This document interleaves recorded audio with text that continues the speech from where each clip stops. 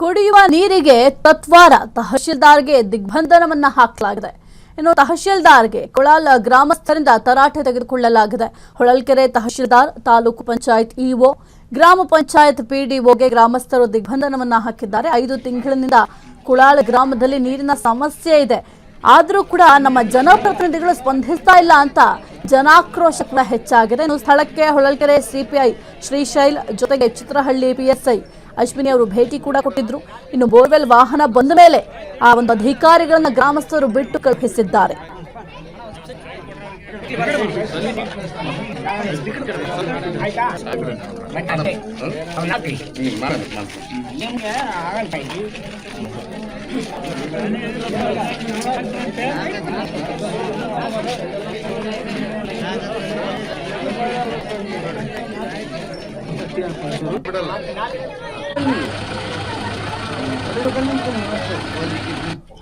ಇದಕ್ಕೂ ಅದೇ ಬೋಟ್ರಾಕಿ ಈಗ ಮ್ಯಾಕ್ಸಿಮಮ್ ನೋಡಿ, ಪ್ರತಿಯೊಬ್ಬ ಮನುಷ್ಯನ ಮೂಲಭೂತ ಹಕ್ಕು ಏನು ಅಂತಂದ್ರೆ ಕುಡಿಯುವ ನೀರು. ಅಂತಹ ಮೂಲಭೂತ ಸೌಕರ್ಯಗಳನ್ನ ಸರ್ಕಾರಕ್ಕೆ ಒದಗಿಸಿಕೊಡ್ಲಿಕ್ಕೆ ಸಾಧ್ಯ ಆಗ್ತಿಲ್ಲ ಅಂತಂದ್ರೆ ಸರ್ಕಾರ ಯಾವ ರೀತಿ ಕೆಲಸ ಮಾಡ್ತಾ ಇದೆ ಅನ್ನೋದಕ್ಕೆ ಇದೊಂದು ಪ್ರತ್ಯಕ್ಷ ಸಾಕ್ಷಿ ಅಂತ ಹೇಳ್ಬೋದು. ಜೊತೆಗೆ ಜನಪ್ರತಿನಿಧಿಗಳು ಜನರಿಂದ ಗೆದ್ದಿರೋದು ಅನ್ನೋದನ್ನ ಮರ್ತಿರ್ಬೇಕು. ಅವ್ರಿಗೆ ಕೇವಲ ಒಂದು ಸಚಿವ ಸ್ಥಾನದ ಮೇಲೆ ಮಾತ್ರ ಕಣ್ಣಿದೆ.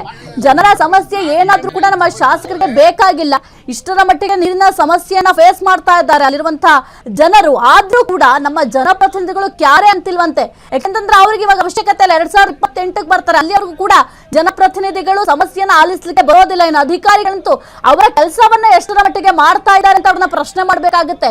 ಯಾಕೆಂತಂದ್ರೆ ಎಷ್ಟೇ ಬಾರಿ ಮನವಿಯನ್ನ ಮಾಡ್ಕೊಂಡ್ರು ಕೂಡ ಅಧಿಕಾರಿಗಳು ಕೂಡ ಸರಿಯಾಗಿ ರೆಸ್ಪಾನ್ಸ್ ಮಾಡ್ತಾ ಇಲ್ಲ ಅಂತಂದ್ರೆ ಜನರು ಎಲ್ಲಿ ಹೋಗ್ಬೇಕು, ಯಾರ ಬಳಿ ಹೋಗಿ ನ್ಯಾಯ ಕೇಳಬೇಕು? ಕುಡಿಯುವ ನೀರಿಗಾಗಿ ಒದ್ದಾಡ್ತಾ ಇದ್ದಾರೆ. ಮೂಲಭೂತ ಸೌಕರ್ಯಗಳ ಕೊರತೆ ಇದೆ ಅಂತಂದ್ರೆ ಯಾರ ಹತ್ರ ಹೋಗಿ ಮನವಿ ಮಾಡ್ಕೊಳ್ಬೇಕಿಲ್ಲ. ಅವರೇ ಹೇಳಬೇಕು ಇಂಥವ್ರ ಹತ್ರ ಹೋಗಿ ನೀವು ಸಮಸ್ಯೆ ಸಾಲ್ವ್ ಆಗುತ್ತೆ ಅಂತ. ಅಂತವ್ರ ಹತ್ರ ಹೋದ್ರೂ ಕೂಡ ಸಾಲ್ವ್ ಆಗಲ್ಲ.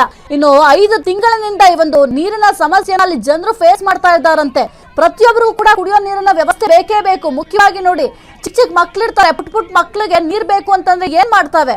ಜೊತೆಗೆ ವಯಸ್ಸಾದವ್ರು ಇರ್ತಾರೆ, ವಯಸ್ಸಾದವ್ರಿಗೆ ನೀರಿನ ವ್ಯವಸ್ಥೆ ಇಲ್ಲ ಅಂತಂದ್ರೆ ಎಲ್ಲಿ ಹೋಗಿ ನೀರನ್ನು ತೆಗೆದುಕೊಂಡು ಬರ್ತಾರೆ? ಯಾವುದು ಕೂಡ ನಮ್ಮ ಸರ್ಕಾರದ ಕಣ್ಣಿಗೆ ಮಾತ್ರ ಕಾಣಿಸ್ತಾ ಇಲ್ಲ. ಕಂಡು ಕಾಣದಂತೆ ಜಾಣ ಕುರುಡರಂತೆ ನಮ್ಮ ಸರ್ಕಾರ ವರ್ತಿಸ್ತಾ ಇದೆ. ಇದೆಲ್ಲವನ್ನು ಕೂಡ ನೋಡ್ತಾ ಹೋದ್ರೆ ಇದರ ಜೊತೆಗೆ ಅಧಿಕಾರಿಗಳು ಮಾತ್ರ ಸರ್ಕಾರದಿಂದ ತಿಂಗಳ ಸಂಬಳ ಬರುತ್ತಾ, ಓಕೆ ಫೈನ್, ನಮ್ಮ ಜೇಬ್ ತುಂಬಿದೆ ಅಷ್ಟನ್ನು ಮಾತ್ರ ಯೋಚನೆ ಮಾಡ್ತಾ ಇದ್ದಾರಾ ಅಂತ ಸಾರ್ವಜನಿಕರು ಈ ರೀತಿಯಾಗಿ ಪ್ರಶ್ನೆ ಮಾಡ್ತಾ ಇದ್ದಾರೆ. ಇದಕ್ಕೆ ಅಧಿಕಾರಿಗಳು ಕೂಡ ಉತ್ತರ ಕೊಡಬೇಕಾಗುತ್ತೆ, ಜನಪ್ರತಿನಿಧಿಗಳು ಕೂಡ ಉತ್ತರ ಕೊಡಬೇಕಾಗುತ್ತೆ. ನಮ್ಮ ಶಾಸಕರಿಗಂತೂ ಯಾವುದು ಬೇಡ ಬಿಡಿ, ದೆಹಲಿಗೆ ಯಾವಾಗ ಹೋಗೋಣ, ಹೈಕಮಾಂಡ್ ನ ಯಾವಾಗ ಭೇಟಿ ಮಾಡೋಣ, ಸಚಿವ ಸ್ಥಾನವನ್ನ ಯಾವಾಗ ಪಡ್ಕೊಳ್ಳೋಣ ಅಂತ ಅಷ್ಟೇ ನಮ್ಮ ಶಾಸಕರು ಯೋಚನೆ ಮಾಡ್ತಾ ಇದ್ದಾರೆ.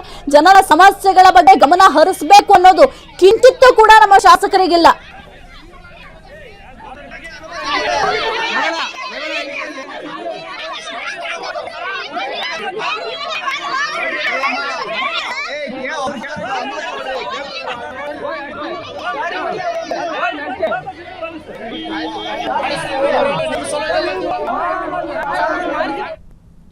ಕ್ಷಣ ಕ್ಷಣದ ಸುದ್ದಿಗಳಿಗಾಗಿ ಫ್ರೀಡಂ ಟಿವಿ ಸಬ್ಸ್ಕ್ರೈಬ್ ಮಾಡಿ, ಲೈಕ್ ಮಾಡಿ ಹಾಗೂ ಫಾಲೋ ಮಾಡಿ. ಹೊಸ ಸುದ್ದಿಗಳ ನೋಟಿಫಿಕೇಶನ್ಗಾಗಿ ಬೆಲ್ ಐಕಾನ್ ಮೇಲೆ ಕ್ಲಿಕ್ ಮಾಡಿ.